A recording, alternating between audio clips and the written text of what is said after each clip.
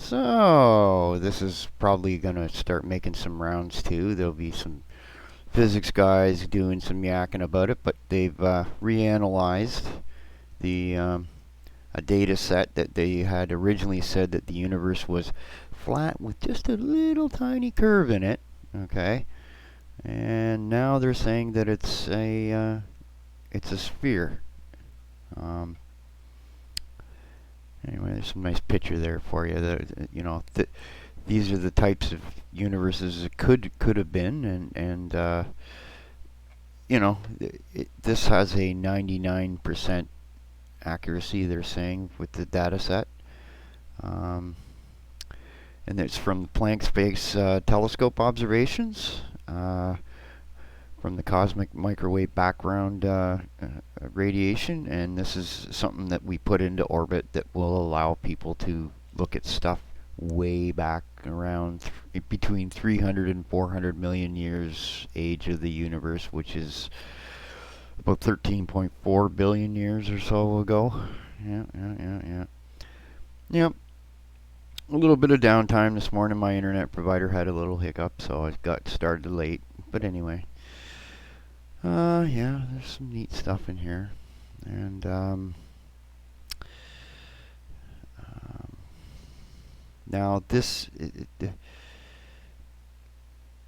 may, you remember, if you've ever seen some of these other pages on YouTube that discuss some of this stuff, there's, some of the people that talk about string theory, for instance, okay? Be very careful, okay, that they try to make it sound like this is a fact kind of thing, because it's not. There's no actual scientific proof that string theory exists. There's evidence that says that it may exist, but there's so far no proof. And the one experiment they were going to do at the Large Hadron Collider, it failed. And now they're all clamoring together saying, oh, well, it needs more energy to do this. No. Yeah, okay. Well, until then, don't tell me your stuff is fact. And I had this discussion with one of them, and they went right silly about it. Oh, do they get hostile about their stuff? Because they make serious money from all this, people. If their theory's wrong, right, they're out of a job, some of these people. Or they have to, anyway. That's the one thing that you got to worry about with certain types of science that really get a lot of TV airtime, okay? Once people start making too much money off something, they don't want to have new ideas or be told they're wrong. It's a thing, right? Science is, if you can have a fact proven, okay, then it's a fact. If you can't, okay, you can't. Until you can't, you have a hypothesis, you have some evidence that looks like it could be, but until you're able to prove it, you can't. But anyway, this is 99%. I think that's like sigma 4 or something like that. And 4 point something, or anyway, 99.9 is like sigma 5, which is enough to say that it's a fact. Okay? That's weird how science does that stuff with sigma. I don't like that. I say, prove that this is 100% the way it is, or don't. Until you can say 100%, and that's what this article says. This is 99% saying that it's round or spherical. Which, if something's expanding, right, it has to have a spherical shape in a three-dimensional space, right? That's just, it's just, I just, jeez.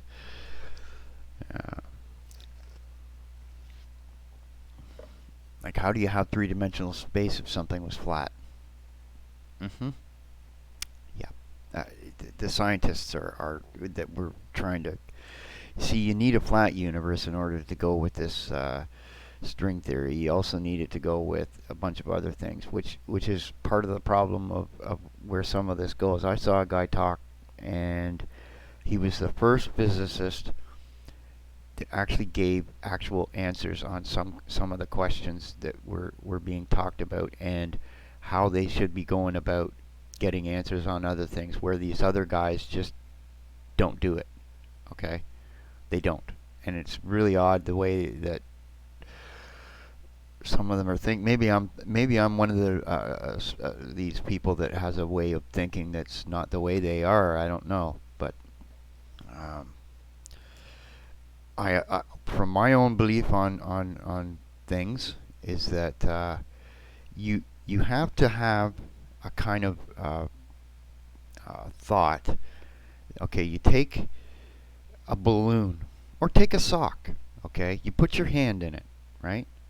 When you pull your hand out, there's the inside of the sock, right? If something is say you put water in it inside the sock, like a little balloon, and then you burst the balloon, what happens? The water flows to the outside of the sock and out. That would be like us being in the universe, and the universe is expanding, right, to the edge of the sock, right? So think about it like that. Invert the universe inside out, right? Okay? You got to think of it that way. And then think of the universe isn't expanding, it's contracting. It's contracting back out to whatever was out there to begin with that has actual gravity. There's no dark energy, there's no dark, matter. That's actual stuff that's outside the fabric of our universe that's causing some kind of interactions. That's why it's on a different frequency, and that's why it's able to have, it might be very close, and therefore that's why it has sometimes interactions with some of the matter in our universe. It may be attracted in clumps. That's my theory on it. And there's no way to ever prove that, because I have to leave our universe, okay? And punching a hole in our universe, whoa, what's out there? Will that other stuff flow in like another Big Bang? Like, that's the thing that, freaks me out. And when I see things like particles going in and out of the universe, right? Coming into existence and out of existence, it kind of lends me to a membrane where the smallest particles sometimes are able to get in through this hole. So there's something else out there that's pulling that particle back out, and then it might move on or go away from there, and because that particle is entangled in our universe with something, it gets pulled back in here, right? And that's kind of like, yeah. Yeah. You're talking physics at 12 o'clock in the afternoon. Yeah, okay. But anyway, I thought I'd throw this out there because this is kind of newer things. You don't see much in the way of cutting edge this way, because a lot of these guys, they get stuck right on their thing, and they don't go any further with it. And they've rechanged the age of the universe from 13.7 to 13.8 billion now, with the CMB now being 400,000 years instead of 300,000 years. It's kind of interesting that they missed 100,000 whole years. But anyway, there it is. There's the cosmic microwave background, and you can see there's these big dark areas, eh? That's where things are cooling. Really cool devoid areas, right? And you can see a big chunk of stuff there, and a big chunk of stuff there, and another one over in here, right? Now, if you think about it, okay, when they say there is no center of the universe, I kind of go, well, yes and no. Because if there is a sphere, there is an actual center of the universe to which, if you shrink the universe down, there was a center, okay?